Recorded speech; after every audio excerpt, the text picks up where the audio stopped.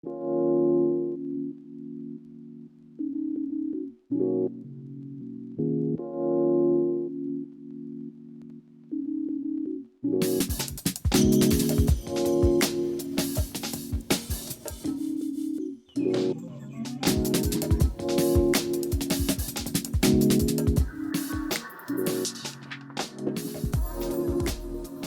you so much for joining us. This is the KU Online Academic Forum in celebration of the 79th anniversary of Gesed University. The theme this evening, or today, depending on what time zone you're in, the theme today and tomorrow is Reinventing Gesed University, Innovative Research and Advanced Studies in Agriculture and Food. I'm Professor Matthew Downs. I will be MC on both days. But let's start off right away with our first opening session, which will be given by our Vice President for International Affairs at Gesed University, Assistant Professor Kampanat Pensupa. Professor. Honorable speakers, distinguished guests, and all the participants of this online forum. It is a great honor and privilege to welcome you all to Gesed University Online Academic Forum in celebration of the 79th anniversary of Gesed University. We hope that our two-day forum will promote meaningful conversation about the reinventing Gesed University, innovative research, and advanced study in agriculture and food program. This program aims to increase and advance the potential and capability of manpower in developing agriculture and food with a future vision. The program is established under the project Reinventing University System of Ministry of Higher Education, Science, Research, and Innovation to reinvent the higher education system in Thailand. Through this forum, Gesed University hopes to facilitate productive discussion among our partners and participants. Today, we will hear from two keynote speakers, Professor Han Yong Ander Jong from Wageningen University and Research, the Netherlands, and Associate Professor Sukhet Nakastien, Vice President for Research and Creation, Gesed University, who are going to give a talk on the impact of COVID-19 pandemic on the global food security and enhancing agricultural food research and innovation under the Reinventing Gesed University program. Apart from this speaker, we also hope to engage all of you in learning and sharing in our panel section on the second day of the forum. The speaker from Gesed University and other partner university, namely Hokkaido University, National University of Singapore, Tohoku University, University of Veterinary Medicine Hanover, and Lancia Polytechnic Institute, will present their perspective and share experiences on the outbound exchange for advanced cooperative research and the visiting professor program. It is my honor to extend my heartiest greeting and welcome to you all to participate in Gesed University Online Academic Forum 2022. Thank you very much for joining us online. However, we hope to welcome you in person to our campus in the near future. Thank you very much. สวัสดีครับ Thank you very much, Professor Kampanat. Now we will hear from our president, Dr. Jongrak Wachabrunat.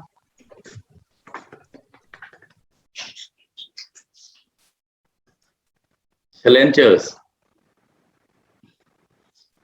chancellors, vice chancellors, the president, director from participating universities, and all participants of this online forum. สวัสดีครับ It is my privilege and great honor to welcome you to the KU Online Academic Forum in celebration of the 79th anniversary of Kasetsart University.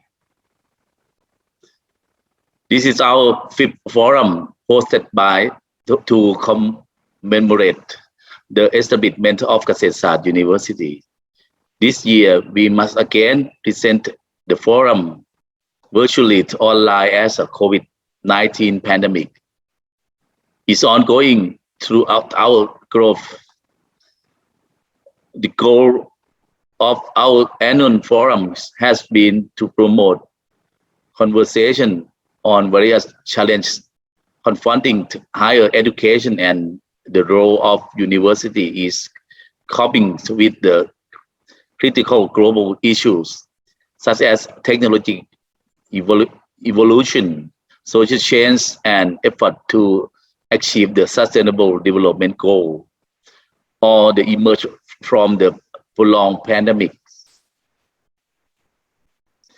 Kasetsart University vision is to be a world-class university committed to teaching, research, and innovation, leading to the sustainable development of society based on the knowledge of the land.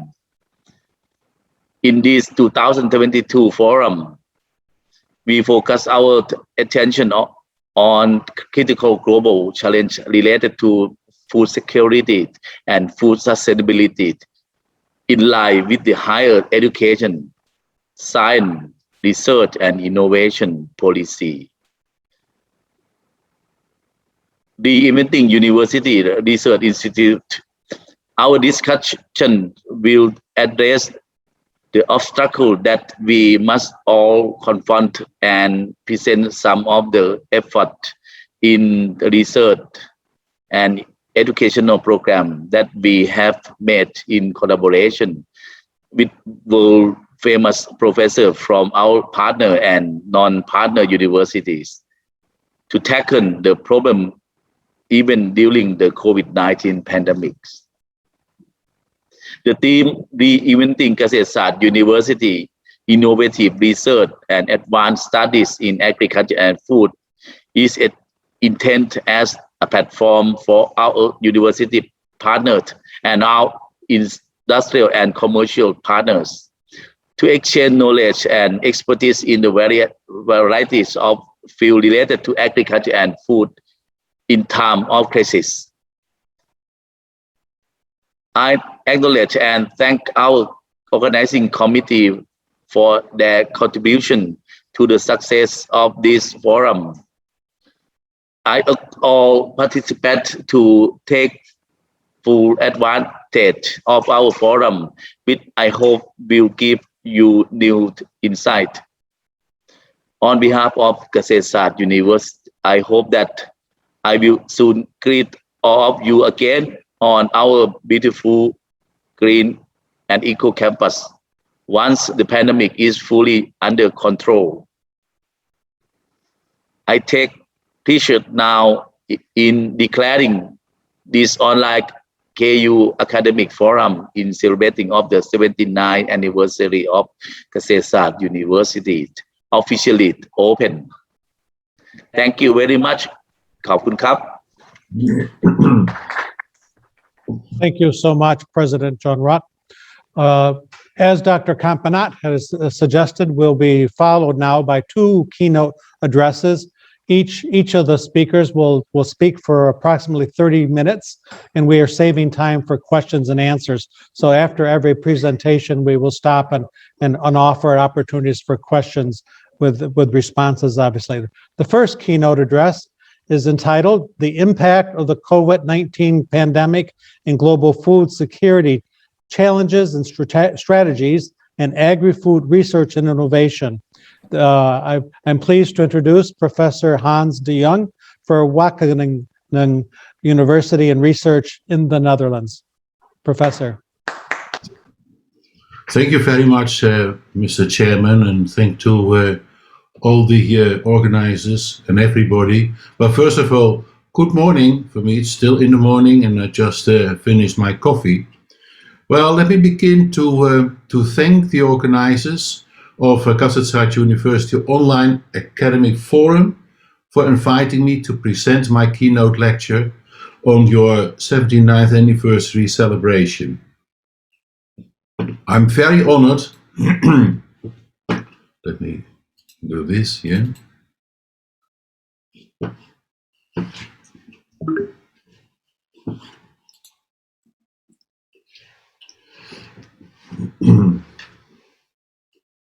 Yeah, I'm very honored that the organizers has chosen me in this topic, but I'm also, to be honest, a little bit puzzled. At this moment, talking about COVID-19 and food security is one of the most pressing subjects that easily merits to full conference days to discuss the problems and exchange ideas. But I will be more than happy if, after my lecture, all scientists here in the audience are more than motivated to think and speak about the consequences of the pandemic for agriculture in a broad and public debate. COVID-19 has infected us all, literally or figuratively, so we all have to contribute to its solutions. I will therefore, in the short time of my presentation, restrict myself of what I think are the most striking and imminent aspects of this world-threatening pandemic. Or perhaps now better to state that the pandemic became a more serious endemic, as the National Thai Community Disease Committee agreed a few days ago. But still we can talk about detrimental effects of the COVID-19 disease on food production industries, the impact on food systems and on diets. Not only the medical implications have to be considered, albeit very importantly, but also the economic, agricultural, social and psychological consequences and the long-term breakdown it is causing on people and communities in towns and rural areas. It is a holistic problem with unprecedented consequences. In one search on the internet and archives, you'll find, not surprisingly, hundreds of good papers, most of them statistical overviews of the numbers of affected people and summaries on their effect on economy, and fewer on social and food producing. These numerous papers and statistics will be skipped in the context of my presentation. What researchers often mention is the hope for herd immunity. The Moderna and Pfizer biotech vaccines are indeed effective at preventing symptomatic disease, but it is still questionable whether they protect people from becoming infected or from spreading the disease to others. That poses a problem for a long-term goal to achieve herd immunity. Herd immunity is only relevant if we have a transmission blocking vaccine. If we don't, then the only way to get herd immunity is to give everyone in the population the vaccine. A vaccine's ability to block transmission doesn't need to be 100% to make a difference. Even 70% effectiveness would be amazing. The problem is that as far as people are vaccinated, they will change their behavior. They increase their interactions, and that changes the herd immunity equation, which relies on part of how many people are being exposed to the virus, as was stated in one of the editorials that I read. The vaccine is not bulletproof.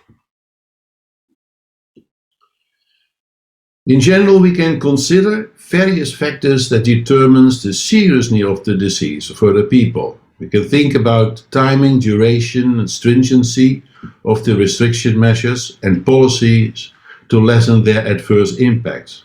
What the specific food value chain responds to domestic and international containment measures, and of course, the effect on different groups with respect to gender, age, socio-economic status, and employment conditions. We then can talk especially about the adverse impact on women, individuals with a low socio-economic status, informal workers, and young adults that relied on daily wages. The government responses is another important factor that control the virus and to diminish the diminished effect of the pandemic, which is central in our discussion. It has been demonstrated that existing and well-functioning social protection programs and public distribution of food can buffer the adverse effects on food insecurity. Admittedly, I can speak from my own experience in Northwest Europe and Scandinavia and less about the specific differences in Southeast Asia. One very important issue in the discussion on COVID effects is its resilience, the major factor on how well we can recover from difficult life events such as a global virus spreading. We see a couple of striking effects.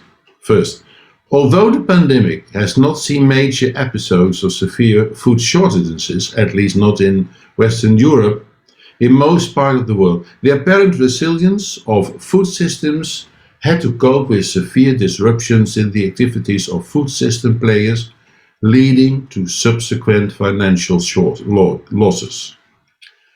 Shorter value chains and traditional smallholder farms were somewhat more resilient. We also noticed that interest in food system resilience increased in the recent pandemic wave, where it shows the systematic vulnerabilities in part of the supply chains. Infrastructure, financial capacity, and cooperation can be enablers for enhanced resilience in times of crisis. Resilience can also be jeopardized by unbalanced market power. I mean, interests of big food companies, which should be aligned with the benefits of social parties, but also when disadvantages environmental and social effects are not regulated. Under such circumstances, risk is amplified by power imbalances. Example, you can think of groceries, retailers, and supermarkets that are allowed to remain open to serve customers throughout the pandemic got huge financial profits, especially in high-income countries. They are part of the essential services granted to the food sector, in contrast to the suffering situation in less essential services and shops, but also in universities and schools, in tourism, aerial transportation, hostelry, and part of the labor-intensive industry. However, resilience does at the cost of many small-scale informal food system actors in low and middle-income countries, who lacked essential financial support from their government. Most of these people are uneducated, often poor, and unskilled workers, who subsequently lost a large part of the investment in assets and even went bankrupted during the pandemic. However, because many of these actors are invisible in the national statistical systems, their economic disappearance is difficult to document or to quantify. What scientists now can do? I think that a major help is to advancing science in support of sustainable bio-innovation, to bring people together in person to promote best scientific practice and regulation for the sustainable application of biotechnology and biosafety, to share knowledge, discuss challenges, and explore opportunities and engage in an open and meaningful dialogue about cutting-edge biosafety research, risk analysis, policy, regulation, and, above all, communication. Here, scientists have, in my opinion, a prime duty to clarify complex matters related to COVID pandemic to the layman, explaining what we can do and how science can help. Examples of what I have in mind is ensuring social license for bioinnovation, risk analysis for persistent engineered genetic traits, fit-for-purpose governance frameworks for sustainable bioinnovation, and to develop sustainable biotechnology for a changing world. The situation in Thailand essentially follows the global spreading of the virus. Despite the impressive disciplined behavior of most Thai citizens on how to limit the spreading of the virus, But the sudden explosion of the Omicron variant panicked people how to further get a grip on the virus. While the measures taken by the government slowed down the spread of this pandemic, they resulted in even more loss of jobs, incomes, businesses, and food security for families and education for children. Unfortunately, subsequent waves and emerging new variants have imposed a major economical threat on the countries and led to new strict containment measures. Obviously, employment varied greatly between regions and population groups in Thailand and declined by 8% in urban areas and capital cities, but increased in rural areas and northern region as many unemployed returned to agriculture in the home areas. We also see a dramatic decline in income, of which households in the southern regions and those in low-income groups were the most significantly impacted by income losses. Therefore, people had to cope with reduction of food and non-food consumption. In an effort to mitigate these problems, government emergency assistance programs were raised and the number of social assistance beneficiaries increased considerably. Education, yes, for me, and I bet for most of the audience here, this is the very touching aspect of the COVID-19 pandemic. Let me first talk about the situation in the Netherlands, where I reside for more than 15 months, impatiently waiting for acceptable conditions to travel to Thailand. In the meantime, I spent part of my time in the lab of Plant Science Group of Wageningen University. Measures were there very strict, with mouth caps and at least 1.5 meter distance, but still for thesis students and staff who need to do their wet experiments in the laboratory, university doors are open. However, there are no physical lectures and lab classes, and teachers do all what is possible to substitute their educational work in online classes. This situation has a depressive effect on mental health of students, and young people complain about isolation and depression. Gradually, the lockdown measures has turned back, and most of the education program is now almost back to normal. But still, students still face enormous problems in compensating their delays in the bachelor and master studies. And not only university and technical colleges, but I also think about primary and secondary schools and daycare that were stopped to a greater part, and parents must stay at home to take care of their children. I discuss these problems regularly with my wife in Kampeng Seng here in Thailand, who tells me that the situation in her campus is largely the same and comparably serious. We have seen that the attitude toward food as a crucial factor for living, the influence of family members and neighborhoods, and the perception of what created enough food led people's behavior in tension about food security. The communication of opinion leaders was an important initial step linking to people's understanding of others. It focused very much on a moral conduct, where and how to help, thinking of the benefits of local people, and believing in community capacity. Support and encouragement on self-reliance and procedural knowledge were key messages, spread via personal media, local broadcasting, and social media. More importantly, these networking communications needs more attention to promote sustainable food security during the crisis. I would like to mention a couple of key challenges for post-COVID food systems as proposed by my colleagues from Wageningen University. First, the dramatic impact on public health, social relationship, and economic development shed light on the desired levels of globalization, but also on the way how we deal with natural resources. Considering these effects, it is important to identify major dilemmas for post-COVID-19 agri-food policies.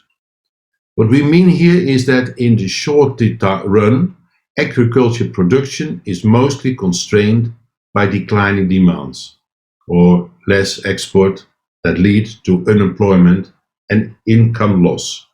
But in the medium run, also it has an effect to seeds, fertilizers and pesticides. As we become more nervous about more and more zoonotic diseases, I think about the bird flu, which is a huge problem in Northwest Europe. We must realize that for food safety production systems, we must adapt that. And one of the ideas is to use the current situation to seek for a shift towards agri-ecological approaches to food production. Others in this context advocate of sustainable intensification and circular and climate-smart food production systems. Due to COVID-19 effects, food systems resilience is weakened, and therefore it is more vulnerable to additional shocks, such as local plant pests or gradual changes, such as climate change, posing additional risks to maintaining food security. But dramatic changes in the pandemic also brought about large-scale migration of unemployed workers towards rural areas, which caused, among others, that more labor-intensive production systems like smallholder farmers who can become more competitive. However, low-cost provision of cheap food to urban consumers might ask for larger-scale farming and reliance on high-yielding inputs. Such situation can stimulate the development of local food processing industry, hence creating long-lasting additional employment. Challenges for food market and trade after the pandemic may trigger awareness in creating shorter supply chains and creating national food security. Local provision of critical products might include medical supplies, healthcare equipment, and basic food. This has important implications for the costs of food, since countries might refrain from their comparative advantage for specializing in large-scale production of specific foods while relying on interregional, international trade. An additional challenge is to keep food prices acceptable for poor consumers, a condition that largely depends on access to food markets that are sourced through open and transparent trade flows. In many countries, there are noticeable changes in food consumption and diets, especially processed and stored foods are more popular, and interest in fresh and healthy foods are also rising. We also see that consumption in animal products is decreasing as people are more concerned about food safety. There is a higher appreciation for the healthier diet and lifestyle encouraged by stories in the media and the higher health risk of COVID-19 amongst people suffering from obesity. Although many people are aware of these health issues and good food, a greater part of them cannot simply this. We see a tendency for food consumption inequality. The role for mitigating the impact of COVID-19 is largely guided by the general government. At least that is the case in Europe, and for as far as I can judge, also daily practice in Thailand. We talk about main health care. Since this crisis is not originating in the real economy, public demand stimulation and company cash support are used to reduce spillover effects. The general recognition of the leading role in the public sector in regulating healthcare services, school attendance, distance working and leisure activities. Moreover, local collective action initiatives and innovative solutions by companies are flourishing in response to public regulation. This is the power of flexibility and entrepreneurship that can be more helpful in designing transitions towards more resilient, sustainable food systems.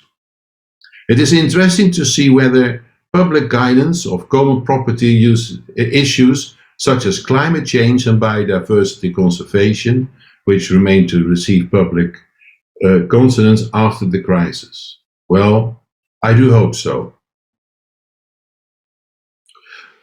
What these challenges can teach us for a better future in the agri-food system? Let us consider a few strategic issues. First, we can think about optimized responding to rapidly changing circumstances and gaining wide societal support for crisis mitigation requires broad interdisciplinary cooperation, a holistic approach between a wide range of technical disciplines, breeders, farmers, teachers, and also in the field of economics, social institutes, and between public and private players. One can also design politic ways for optimizing agri-food systems to be used after the pandemic, based on immediate steps and long-term perspectives. And third that I would like to mention is recognizing the opportunities to get access to healthier diets and create sustainable food production. Dear colleagues, we all realize that the consequences of the pandemic, or endemic if you may call it, are, as we see now, very complex and needs a complex holistic approach and understanding of all partners in the society who are in one way or another involved. One of the major tasks is to bring together different opinions, listen to each other, and help people from different layers in our society to understand what is best for all of us to defeat our common enemy. Thank you for listening. Well, thank you so much, Professor, for presenting so many critical issues and challenges that are quite complex and difficult. At this point, I'd like to open it up for questions or comments for maybe 5-10 minutes. Let's see how the time goes. But please chime in. Please contribute.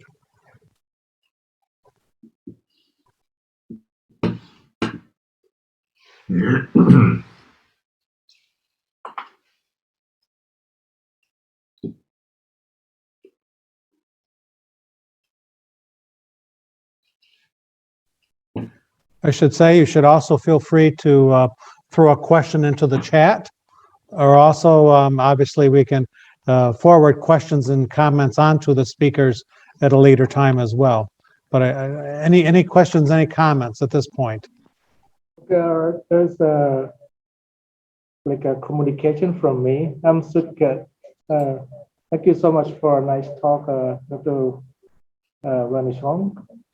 And from the situation under the COVID-19, like in the big picture, in the global view, like Thailand, for example, as an agricultural country, and it is quite sensitive, but it is not in agricultural sector.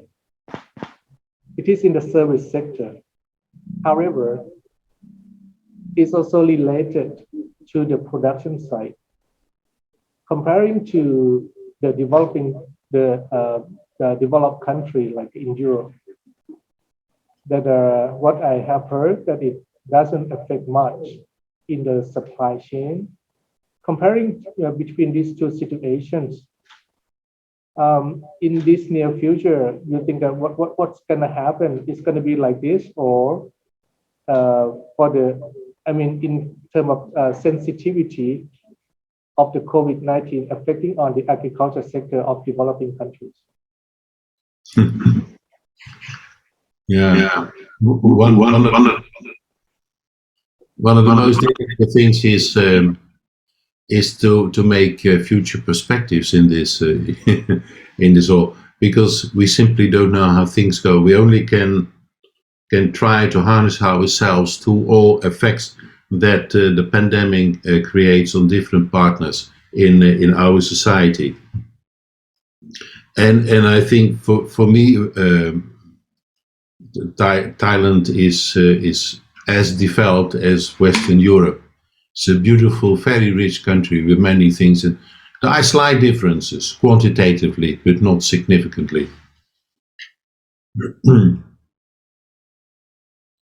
And what I discussed with my wife recently is how important it is for Thailand to keep the products, to optimize the product food supply chain, especially for its own people, right? And less to export everything to other countries. I mean, I often we get here in Europe a lot of Chinese food, excellent food, but I always complain to my wife, what I taste in Thailand is always so much better. so, so do we want to have it exported all over the world? These trade activities are very sensitive, I would say, very sensitive. And anyway, well, thank you for your question. Thank you very much.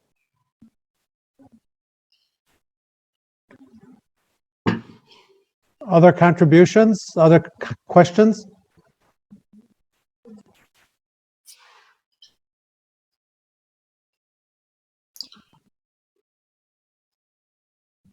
Okay, in that case, let us, thank you so much, Dr. DeYoung. Thank you so very much. In that case, hello. let us, yes. Yeah, hello. I said there is this situation that I would like to find out if there could be a possible suggestion. I know this program may not extend to Africa, but in West Africa, from Ghana to Nigeria, like through Togo, Benin, they've closed the borders due to this COVID situation. And most of the time, that's where people transport agriculture products from one country to the other. And I don't like some of us, we are here to learn and also to apply in our country. And looking at this program, I think there could be a possible ways that maybe the president can suggest something concerning this situation in Africa if there could be a better way to resolve this situation concerning Africa. I know maybe the whole situation may not relate to agriculture directly, but in the way it is affecting the flow of agriculture products from one country to another. So I just want any such suggestion of something that we can also suggest to our countries to be able to resolve this situation. Thank you for your remark. Thank you. You're welcome. Okay, well, thank you very much. Let's go forward then to our second keynote address. Is entitled Enhancing Agriculture and Food Research under the Reinventing Universities and Research Institutes program here at Kasetsad University. The speaker is Associate Professor Suket Nakasatian. He is the Vice President for Research and Creation at Kasetsad. Thank you. Thank you so much, Professor Matt. And good morning and also good afternoon to all the participants. Thank you so much for joining us for the occasion of the celebration of the 79th anniversary of Kasetsad University. I'm delighted to share with you for the experiences of Kasetsad over the 79 years. So I'm going to give a talk in the topic of enhancing agriculture and food research under the Reinventing University and Research Institutes program. Looking back 79 years, since 1943, Thailand and other countries around the world were facing food shortages and widespread hunger due to the World War II. Due to the kingdom's great need for sufficient nutritious food for domestic consumption, Kasetsad University was initiated as a small agricultural and forestry college, committed to creating and developing human resources to become an important force in agriculture development. When it was chartered, the founding fathers envisioned a truly research-oriented educational institution whose mission included development and innovation with outreach and expansion training throughout the country. Up to this point, I would like to share with you some of beautiful pictures back in the past up to the current situations.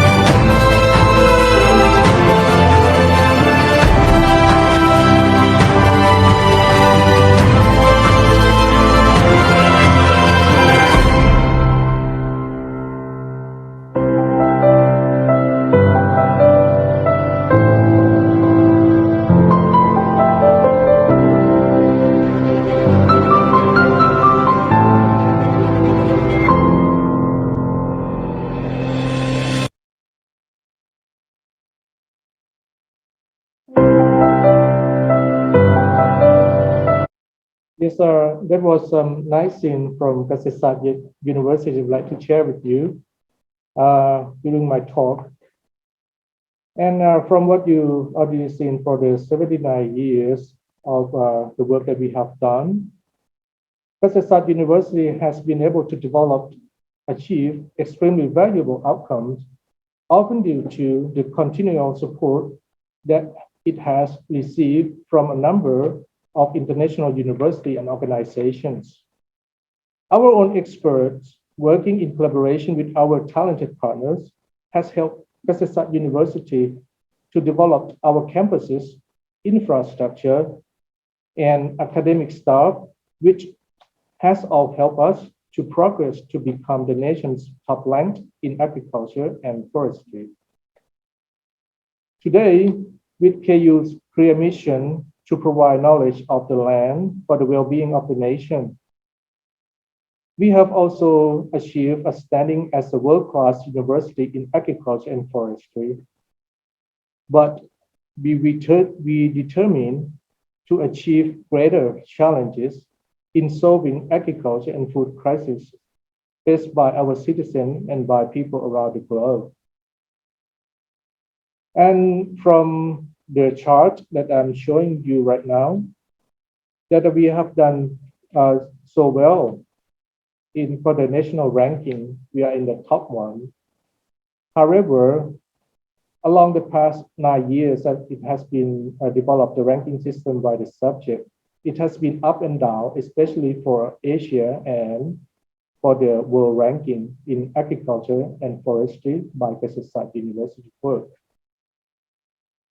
We have realized that what can be improved? Can we do better? Can we work together? So I would like to share with you some of our work by Kasetsat University and calling for collaboration internationally, doing a great work together.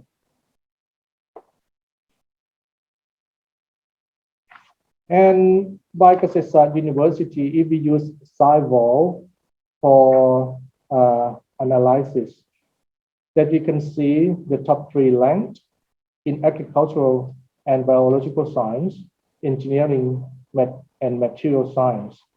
This is a top 10 by subjects of Kasetsat University. It is quite comprehensive for Kasetsat University. As a big picture, we have about 3,000 staff for teaching and research staff. So it is quite a big work for Kasetsat University right now. It is not only for teaching and academic and research. This day we have to realize about the SDG proposed by the United Nations. We all experience, I guess. And up to now, Kasetsart University is ranked #1 for SDG 2, the zero hunger, and in Asia, #5, and in the world, #17. It is on top of everything.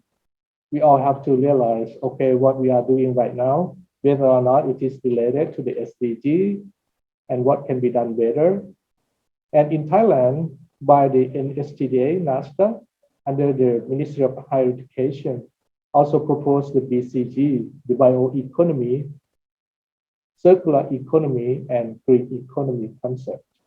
It is a model that we all have to work together for that. And under the umbrella of the higher education, science, research, and innovation, this is the brand new Ministry of Thailand, and we are rearranged to be under this umbrella, I mean the university system. Talking about the reinvention of the university system, we realized that the most important part is the manpower and knowledge development. The human resources is very important, as well for the research development, innovation for grand challenges. When talking about grand challenges, that means we are calling for bigger team, more people, wider range of the expertise, and thinking about the impact. How can we get this kind of work? And talking about competitiveness as well, not only really based on science, technology, or whatever, the entrepreneurial skills on top of the science or the subject areas of the students, and as well the professor this day, that we have to tag along for the entrepreneurial thinking towards the outside of the university, the area-based development and the inclusiveness. So university have to do everything. I'm not sure, Dr. Han is wrong, that for the situation in the Netherlands, it is similar to what I'm just sharing with you right now. And by having that, Kasetsart University is classified into the group of Global and Frontier Research University. They have classified the university into different groups, like area-based and community, technology, and even like specialized in specific areas. But Kasetsart University, that means we have to go for a higher ranking. And now we are facing the COVID-19. However, in our life, in our daily activity, we have to realize about how can we move forward, how can we do better under the Reinventing University program in order to become the world-class university and move to a better ranking. By Kasetsart University, starting last year, we have run the project called Kasetsart University in Reinventing University program, starting in the area of agriculture and food. But together, we are also working with science, environment, web tech, engineering, related to economics, education, and social science. As I already told you, that Kasetsart University is quite comprehensive. When talking about the strengthening research capacity, we have to think about 3,000 people. And number two, as I share with you that for keeping our ranking, it has been up and down in the subject of agriculture and forestry. In the world view, we have to get back to be in the top 50 and better, and seeking more for the world top 2% scientists in all areas. We already have some, but it is not enough to be recognized as a world rank.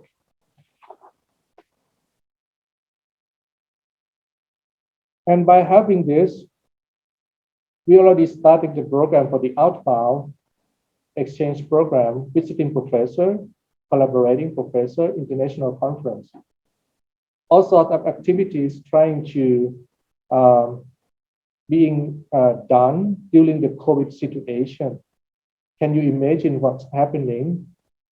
That there are 83, there are about 83 scholarships, sorry, it is not conference, 83 scholarships being offered for the outbound exchange, but up to now, only 14 scholars being able to travel. The rest of them are stuck in Thailand, even for the visa process or other reasons. So we really hope that we can push it forward. The majority of the countries that our research are going to is mainly from Europe, Asia Pacific, and there are a few, there are some in for North America. What I already shared with you is about some stories in the past, what we have been doing. And what I'm calling for attention right now is what we are doing on the research programs. In my talk, because it is related to the Reinventing University program, so we'd like to classify our research work to share with you in 3 different aspects: agriculture, food and environment, technology and innovation, and future energy. In the first group, under the agriculture, foods, and environment, I would like to share with you for the development of the duckweed holobiome resource value towards Thailand BCG economy. This is very good example that we can call for a lot of participants, research-wise. Starting by the initiative of Hokkaido University and Kasetsart University. So we have a lot of partners, university in Thailand and as well in Japan, with the purpose of working on the biodiversity of duckweed associated with microbes, examination of genomes, microbiomes, and transcriptome profile, as well as the functional food because of its high quality and alternative source of protein. Another important aspect of research that it can be used for the wastewater treatment and as well for the bioplastic production. Sorry, for this one is about the bioplastic. And in the next slide, the animal feeds, also duckweed can be used because of the high quality of the alternative sort of protein. And it can be used also for the wastewater treatment and for the mitigation of the greenhouse gas. It is a good project that we can draw attention of researchers, nearly 50 people working together in the next 5 years.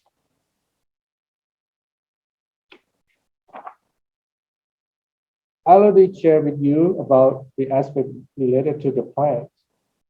I haven't talked much about animal in the past. And right now as a vice president for research and creation, so I'd like to share with you about the animal research work.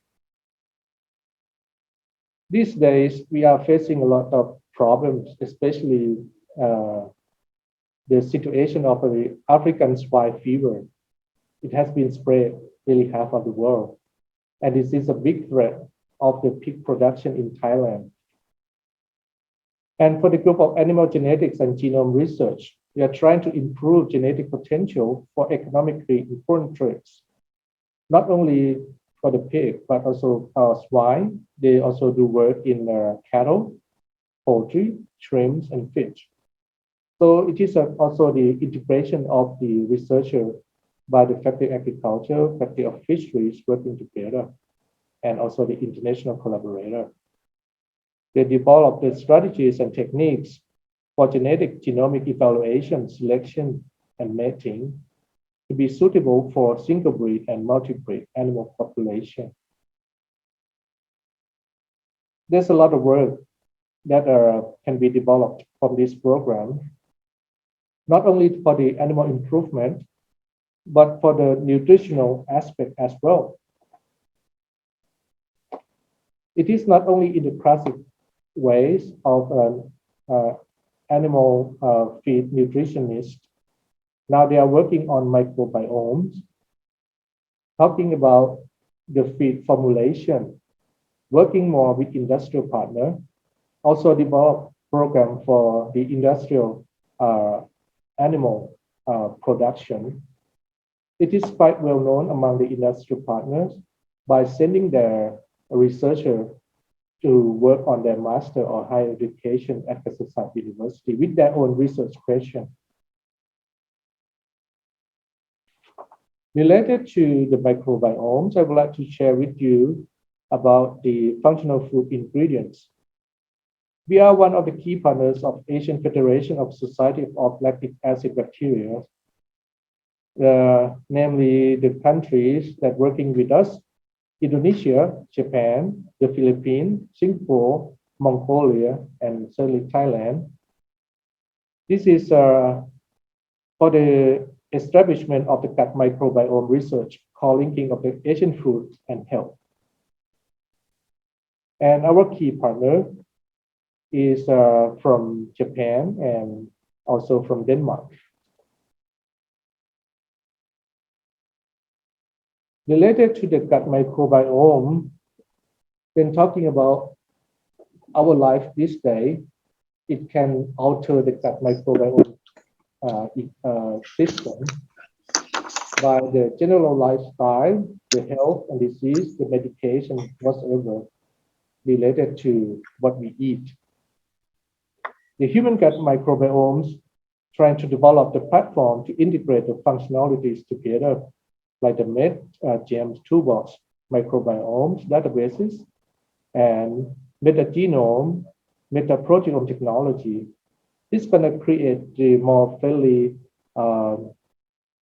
user-friendly environment that we can use the interface of the data on the biological data. And our researcher who is working on this is recognized at the national level, received a national award recently.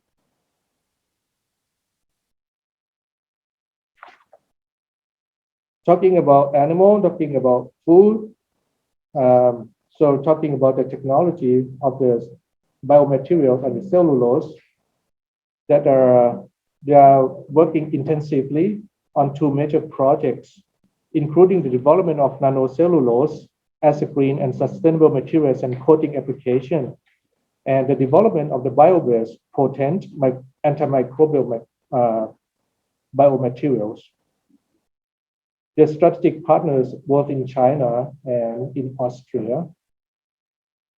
And related to this work, it is a big platform. It is quite well renowned for this researcher from Kasetsart University who's working on packaging and materials technology.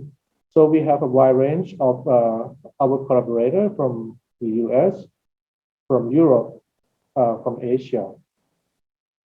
The focus area of this research are like the active packaging, smart packaging, biodegradable or bio-based packaging, the food contact materials, and the recycled plastic, for example. I would like to share with you for this research piece under the agriculture. It is quite fun.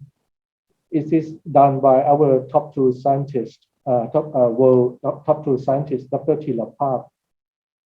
He's working on the vector control that is quite important to reduce the transmission potential. The major vector control mostly relies on various kinds of chemical products. It is important to establish a well-organized field research station which provide a platform for gathering information on various aspects of vector biology, ecology, and behavior of its vector population. And he has done the work for the transmission, especially for the diseases of like dengue and malaria, and has been highly recognized internationally, especially with the EU country.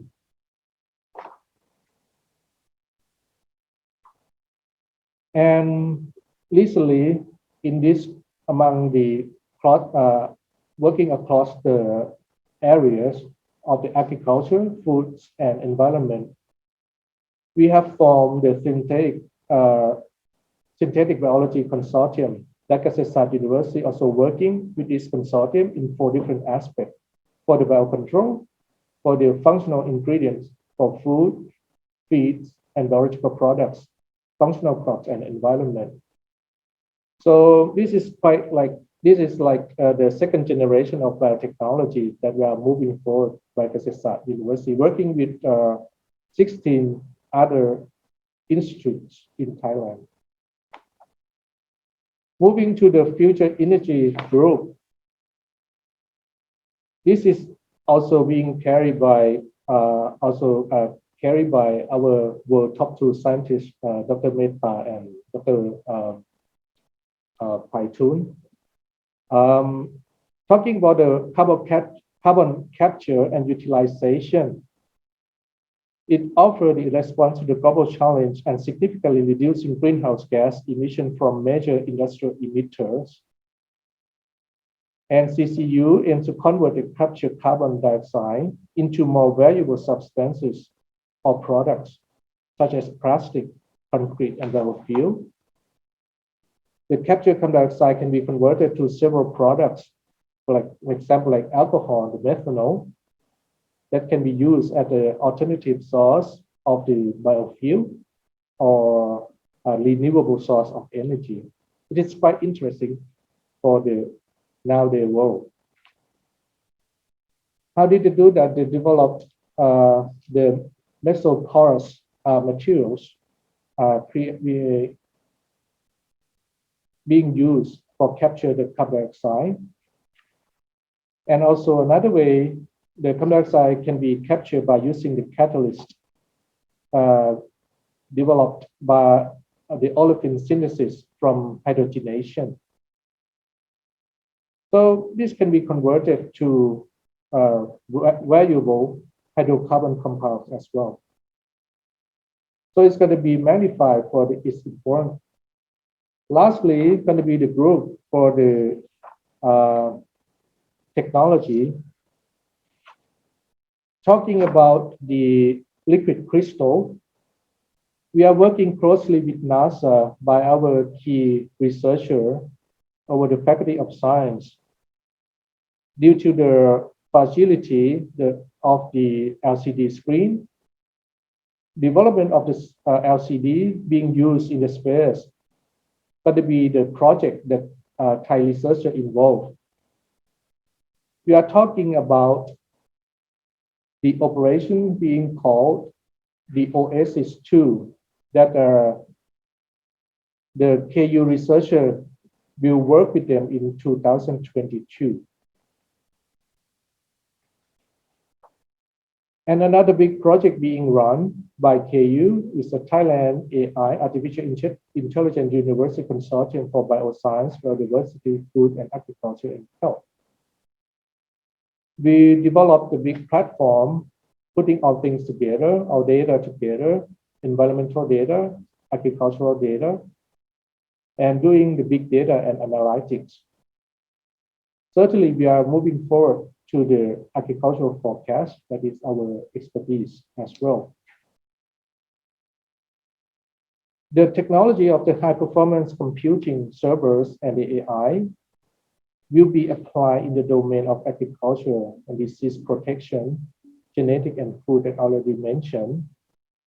The setup at State University will be a network sharing facility for multiple organizations related to biodiversity food and agriculture. Haven't finished yet. I would like to share with you some of the fun activities by Kasetsat University. It is the outcome of our teaching, of our research output. We have put that outreaching to the community under the big project of our ministry. We work in 27 provinces out of 77 in total of Thailand, trying to outreach, providing the activity like the product development and also the career development. We have to travel a lot in so many provinces in Thailand, being done by both our researchers and our staff. Not only in the remote area, in the urban also being done, like improving the congested community, beautify the areas, having the picture drawing competition or the painting competition. And this is like to transfer the knowledge to the farmers. For example, in this case, like using avocado to produce the oil or cosmetic products that can be done in the community level. And related to the SDG, Kasetsat University pleased to be part of the world to reach all the 70 goals of the SDG. It is a lot of work. We need more hands. We need the international collaboration to work together. We are calling for friends, calling for a partnership. And this is what I would like to share with you under the Reinventing University program by Kasetsat University. Thank you so much.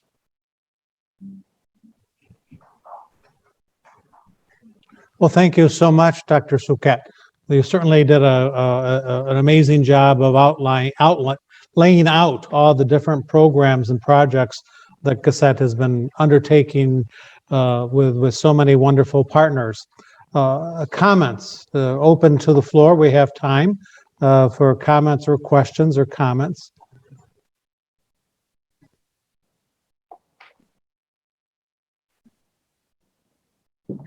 And I have seen the names of our key researchers also with us. So please feel free to ask or to share in whatever that you are interested.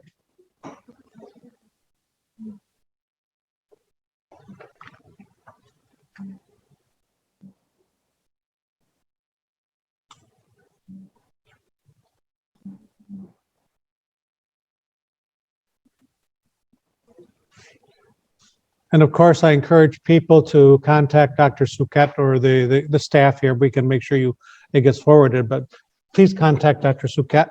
And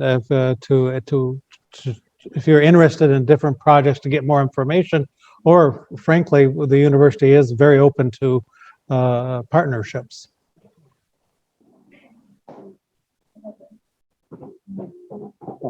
They should show it. They should show it. Okay, any last comments? Dr. Suket, any last comments? Sorry, I'm using two computers. So Oh, I see. I was just suggesting that if you have any last comments, because otherwise I need to open the floor to, I need to suggest that open the floor. No, I have. So, yeah. Oh, that's for my last comment that under the situation that there are so many limitations in travel. So we are trying to come up with a strategy of how can we work together in the global level. So under the Reinventing, we call it Collaborating Professor Program by using the online to communicate and working closely, coaching the students together. That is another way that we already adapt. And with some university in Japan, we also doing that. So we are calling for collaboration and really hope that we can see more of our visitor in this near future. Okay, there are some there are different written questions in the chat room. Shall we look at some of them? Here's one that that is wanting to know what SDGs is it that KU is specifically, which SDGs is Cassette most focused on? Okay, let me see. We are dealing with the zero hunger, the clean water and sanitation, the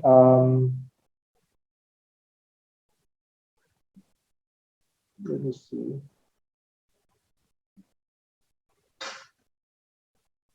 And partnership number 17.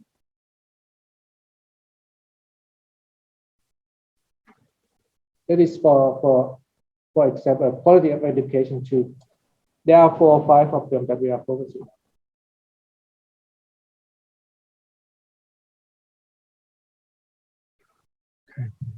And then, are you willing to share your presentation?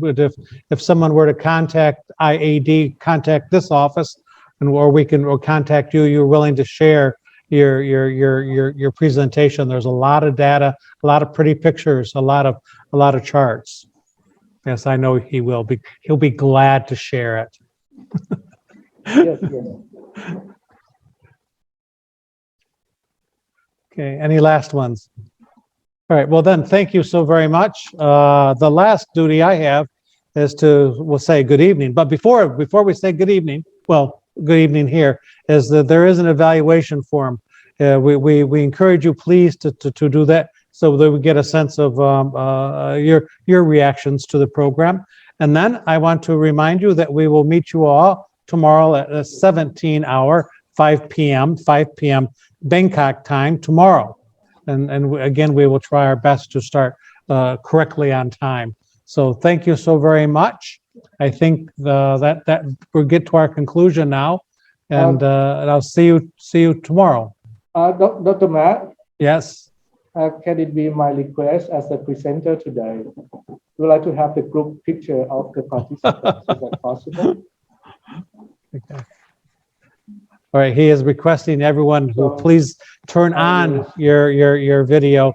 Please turn on your video and then fix your hair, and and smile beautifully. Yeah.